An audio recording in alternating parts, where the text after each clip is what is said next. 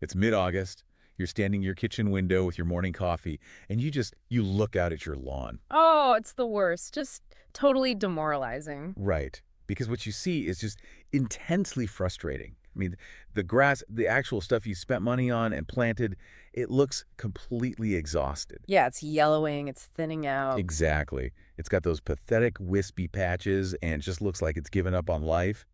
But then right next to it, the weeds are absolute monsters. They're thriving, just vibrant and aggressive. Yeah, taking over the yard with this terrifying speed. And, the immediate human instinct is to march out to the garage, grab the strongest chemical weed killer you own, and just declare absolute war on the lawn. Which is, ironically, the most destructive thing you could possibly do right now. Totally. And that is exactly what we're getting into today. Welcome to our deep dive into the brutal reality of summer lawn survival.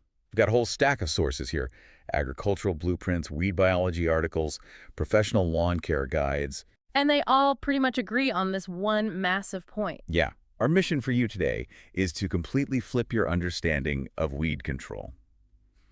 We're going to break down the underlying science of why these invaders are winning. Yeah. And why holding back your instinct to fight, which, is so hard when your yard looks awful, is actually your most powerful biological weapon. It really is. But, before we can talk about fixing the lawn, we have to look at why the environment is currently just completely rigged against it. Okay, yeah, let's unpack this, Yeah. because the sources talk about a perfect storm, right? Right. Especially if you live in a transition zone climate, like, say, North Carolina. Summer there creates this compounding scenario of stress. First, you've got persistent high temperatures consistently in the upper 80s and 90s. Ugh, miserable. Yeah, and you combine that with this heavy, oppressive humidity that stops efficient evaporation. Then you throw in those violent, frequent afternoon thunderstorms that just dump massive amounts of water all at once. And finally, you have the region's heavy clay soils, which are just structurally prone to severe compaction. So it's basically a nightmare for grass. I like to think of the lawn as a highly stressed workplace right now. Yeah, that's a great way to look at it. Because your desirable turf grass, like tall fescue, is a cool season grass. Its blades are essentially like solar panels, and its roots are resource extractors. When the heat hits those upper 90s, the grass gets exhausted. It just folds up its panels and stops extracting resources just to survive. The grid goes completely offline. Yeah, exactly.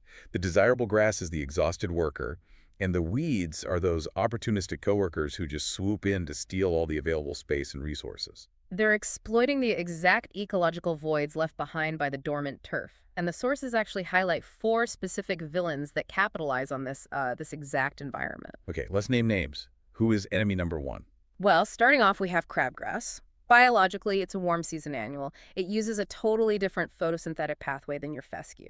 So it actually likes the heat. It loves it. It thrives in the extreme heat that shuts everything else down. And it specifically targets those thin areas and bare patches of soil where your grass has retreated. And once it gets a foothold, it's explosive, right? Unbelievably fast. Mm. A single crabgrass plant can drop tens of thousands of seeds into the soil. It's creating this massive biological reserve for next year. So it's playing a numbers game. Just brute volume. Exactly. But, other weeds don't even bother with seeds. They build permanent underground fortresses instead, like dallisgrass. Oh, man, dallisgrass. Yeah, it's a super stubborn perennial. It comes back year after year from this extensive woody root system called a rhizome. It forms these dense circular clumps with really tall seed heads. And it grows so much faster than the regular grass. Right, and because it's so robust, it's incredibly hard to kill chemically without just totally destroying the turf around it. So dallisgrass builds its footprint with rhizomes. Yeah. But then we have another weed that's, it's way more deceptive. Nutsedge. Oh, Nutsedge is a trickster. It really is. Because it mimics the appearance of regular grass. It's bright green and it shoots up so fast. Yeah. Like you can mow your yard on Saturday, and by Monday... It's 3 inches above the canopy. Yes, monopolizing all the sunlight. And it loves those wet, poorly drained, compacted clay soils we talked about. But the craziest part about Nutsedge is its root system. It has these underground tubers, or nutlets, connected by thin underground stems. Wait, so when you try to pull it out... You're just breaking the physical connection to the main plant. which breaks a hormonal signal called apical dominance. Meaning what, exactly? Basically, the main plant is no longer suppressing the secondary tubers. So by pulling one nutsedge plant, you are biologically signaling 3 or 4 dormant tubers further down the chain to immediately sprout. Oh, wow. So you think you're removing the weed, but you're actually multiplying it. It's literally a hydra. Cut off one head, 3 more pop up. Exactly like a hydra. And while nutsedge needs all that trapped water to do its trick, the fourth weed operates on the complete opposite end of the spectrum. Spurge. Spurge thrives when there's basically no water at all, right? Yeah, it occupies a radically different microclimate. It grows outward from a central taproot, forming this dense, suffocating mat on the surface. And it loves radiating heat. Which is why it's always creeping over the driveway or the hot sidewalks. Right. Its deep taproot pulls whatever trace moisture is left, while its mat-like leaves physically shield the ground from the sun. It basically bakes the soil underneath it, creating this hostile environment that kills any competing grass. Okay, so if you're listening to this and you've been feeling guilty about your lawn looking terrible in August, Yeah. you need to let that go. The environment is literally engineered right now to favor these weeds. It really is. It's an entirely asymmetrical biological conflict. Which brings us to this massive paradox. Because if I see these weeds chunking out my grass, setting seeds, building underground tuber networks, my immediate instinct is to I want to nuke it. I want to spray a chemical and clear the board. Right, which makes sense intuitively. But the professional guides explicitly say that applying weed killer in August is the worst possible move. And I struggle with this. Why on earth would I let the weeds keep expanding when I have a chemical to stop them? This raises such an important question. It's super counterintuitive, but it all comes down to a critical physiological threshold for the plants. That threshold generally sits in the upper 80s to low 90s. Okay. When daytime temperatures consistently hit that mark, your turf grass is under immense physiological strain. Now, chemical herbicides rely on the plant's ability to process and metabolize compounds. And the grass can't do that when it's stressed. No. If you introduce a synthetic chemical stressor on top of extreme heat stress, the grass totally loses its ability to filter the chemical. Spraying now can cause severe leaf burn, yellowing, or even permanently kill the grass you're trying to protect. So you're forcing the grass to process this toxic substance when it barely has the energy to process water.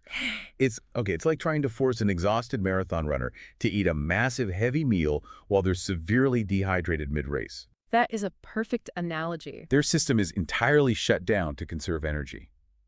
So even if you force the food down, the medicine or whatever, they can't metabolize it. It just makes them sick. Exactly. It perfectly illustrates vascular shutdown in plants. Under severe heat and drought, plants close their stomata, these microscopic pores on their leaves, to stop water loss. Right. And when the stomata close, the whole vascular flow within the plant basically stops. The transport system shuts down. Which means the herbicide can't even do its job on the weeds either. Exactly. The herbicide is supposed to be absorbed by the leaves and transported down to the roots for a complete kill. But if you spray a weed in 95-degree heat, its vascular system is paused. The chemical just sits on the leaf. And maybe the sun heats it up and burns the top off so you think it worked. Right, you get the illusion it's dying, but the roots are totally untouched. The weed survives, your grass gets damaged by the runoff, and you just wasted your time and money. Wow. So the harder you fight in August, the worse you make everything. Yeah, knowing when to hold back is just as vital as knowing when to spray. Okay, so if summer spraying is off the table, when does the biological tide turn back in our favor? We're looking at, what, late August, September? Yeah, into the early fall. You're waiting for those daytime temperatures to moderate. When that oppressive heat breaks, the lawn enters a recovery window. It shifts from just surviving back to active growth. Exactly. It starts directing energy back into rebuilding its root system. And I'm guessing this temperature shift changes how the weeds handle herbicides too. What's fascinating here is that the cooler weather triggers a survival mechanism in the weeds. They sense winter coming, so their biological imperative shifts to storing energy. By getting ready for the cold. Yeah. So they start actively transporting carbohydrates and nutrients from their leaves downward into their root systems. It's called phloem translocation. Okay, so they're pulling resources down. Right. So when you apply a broadleaf herbicide during this specific window, the chemical just hitches a ride on that downward flow. The weed actively pulls the poison deep into its own roots. Wow. So you're basically weaponizing the weed's own winter survival instincts. It's pulling the herbicide into those underground fortresses we talked about. Ensuring a total systemic kill. That is brilliant. And I guess this cooler window is the best and maybe only opportunity to manage those really stubborn perennials like dallisgrass. Because the turf isn't heat stressed anymore, it can tolerate the chemical while you target the weeds. Exactly. The timing dictates the efficacy of the chemical. But getting rid of the current weeds is only half the battle, because the research points out that if we just kill the weeds but leave the environment the same, we're just resetting the clock for next year. Right, you have to dismantle the physical environment that invited them in to begin with. Here's where it gets really interesting, because this brings us back to that heavy North Carolina clay. Yeah, throughout the summer, the heat and foot traffic drastically increase the bulk density of the clay. The soil particles compress together, squeezing out all the tiny air pockets. So it literally turns into a brick. Basically, yeah. Desirable grass roots can't push through it, but weeds like nutsedge and spurge, they're perfectly adapted to exploit that dense soil. Which means fall aeration isn't just about poking holes in the ground for air. It's a form of structural warfare against those specific weeds. That's a great way to put it. When you do core aeration, where a machine pulls out actual plugs of soil, you're instantly reducing that bulk density. The soil has space to expand and decompress. You are literally bulldozing the exact habitat that nutsedge prefers. You're dismantling their infrastructure. And at the same time, water, oxygen, and nutrients can suddenly reach deep into the root zone right when your grass is trying to rebuild its roots. It's a double whammy. You hurt the weeds and help the grass. Right. But aeration just sets the stage. The final phase to totally change the environment is overseeding. The sources talk about planting tall fescue in the fall, and they bring up this concept of weed pressure. What is that? Well, think about crabgrass again. It looks for thin turf and bare dirt to germinate. If your lawn is thin, the weed pressure is astronomically high because there's no competition. The sun hits the bare dirt, warms it up, and triggers the weed seeds to wake up. So bare dirt is like an open invitation. Completely. Overseeding is how you intercept that light. When you overseed in the fall, the new seeds fall into the aeration holes, germinate, and form this dense, interwoven canopy of grass blades. So that's the ultimate goal for anyone listening. You're building a living barrier. A thick, deeply rooted lawn physically blocks the sun from hitting the soil. Right, keeps the ground shaded and cool. It denies the dormant seeds the thermal trigger they need. You're basically building an immune system for your yard, naturally starving out invaders instead of just relying on endless chemical sprays. A dense, healthy stand of turfgrass is literally the most effective pre-emergent herbicide you can possibly have. I love that. Okay, so what do we do right now? If someone is staring at a yard full of spurge and crabgrass today, the sources have a very clear action plan to tide you over until fall. Yes. Step 1. Put the chemical weed killer away. Do not spray. Do not spray. Okay. Got it. Step 2. Adjust your watering. Stop doing those shallow daily waterings. Instead, water deeply and infrequently, aiming for about 1 inch per week. Because deep watering forces the grass roots to dive deeper, while shallow watering only helps the weeds. Right. Step 3. Raise your mower deck. Taller grass means more surface area for photosynthesis, and it shades the soil better. And finally, stay off the grass to avoid compaction and start planning for your fall aeration. And, as you plan for fall, the research actually brings up this really fascinating, almost philosophical concept. Yeah. We talked about how one crabgrass plant can drop tens of thousands of seeds. Well, those seeds don't just disappear. They integrate into the soil and go dormant.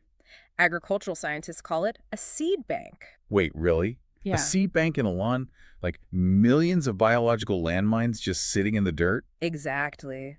The soil profile of an average front yard contains millions of dormant weed seeds, and many of them can wait years, even decades, for the right conditions. They're just waiting for one drought, one patch of compacted soil, or one thin spot to let the sunlight in. That totally reframes the entire concept of a pristine yard. It really does. It forces you to ask, does a truly weed-free lawn actually exist in nature, or is the idea of a perfect green lawn just an illusion? Just a temporary state maintained by the sheer density of the grass. Right. Engaging in this silent, invisible war against millions of dormant invaders sitting just millimeters below the surface. That is wild. The next time you stand at your kitchen window and look out at your grass, you are not going to see a weekend chore. You are looking at a highly complex biological battlefield. It's a war zone out there. It really is. And now you know how to arm your turf properly.